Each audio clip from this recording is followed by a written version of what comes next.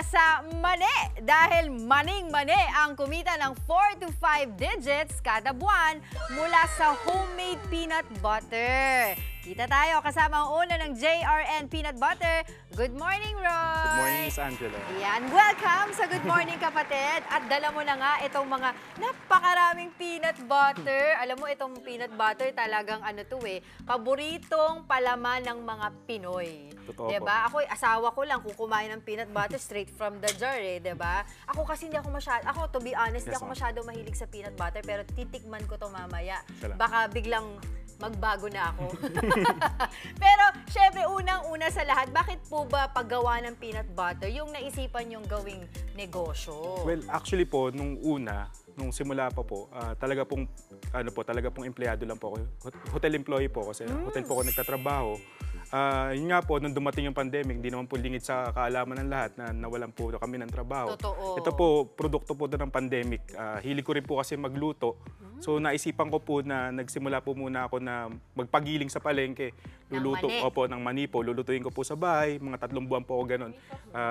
Lulutuin ko po sa bahay and then papagiling ko po sa palengke. And binenta ko po sa mga kakilala lang po muna. Using po yung maliliit na jar. Yung ordinary po, yung orange po yung takip. Wala pang mga tatak-tatak. Wala pa po. Opo. So pero bakit muna peanut butter? Ano ka ba? Ang tawag dito, mahilig ka ba sa peanut butter o yung pamilya mo? Actually, buong pamilya po namin mahilig. And naisipan ko po na, sabi ko po, bakit hindi ako gumawa muna nung pang sariling consumption namin? Para makatipid. Opo, makatipid po. And then sariwa po, wala pong preservatives. And eventually po, sa blender nga lang po, and then nung ginawa ko na pong hanap buhay, hindi po kasi kaya ng blender yung maramihan. Sa palengke po muna ako nagpapagiling. So talaga namang parang inspirasyon ka, 'di ba, sa lahat dahil dati ka empleyado, tapos ngayon ito na yung business mo, lumalaki na talaga.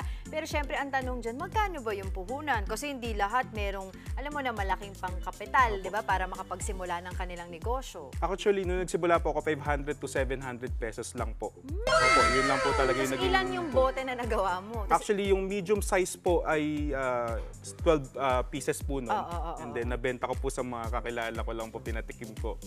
Ganun daw talaga yun pang nagnenegosyo. Sisimulan daw mo muna sa close circle of friends, family, tapos community, hanggang sa maging word of mouth na siya. Tapos makakakuha ka na ng mga iba't ibang mga kliyente sa iba't ibang mga parte ng diba, ng inyong mga kamag-anak. Pero itong isang bote na to ng peanut butter, magkano to? Ito po, ma'am, yung pinakamalaki po namin, 490 grams, 120 pesos po.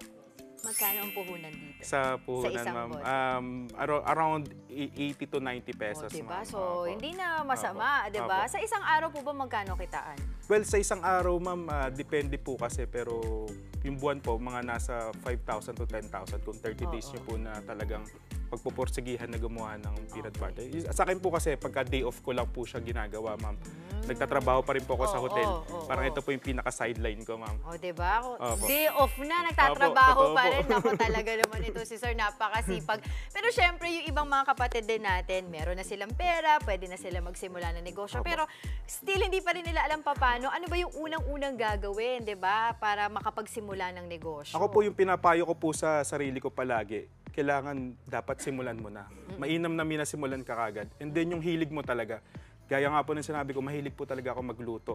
Nasa linya ko po talaga sa profession ko, yung pagluluto, maalam po sa pagkain.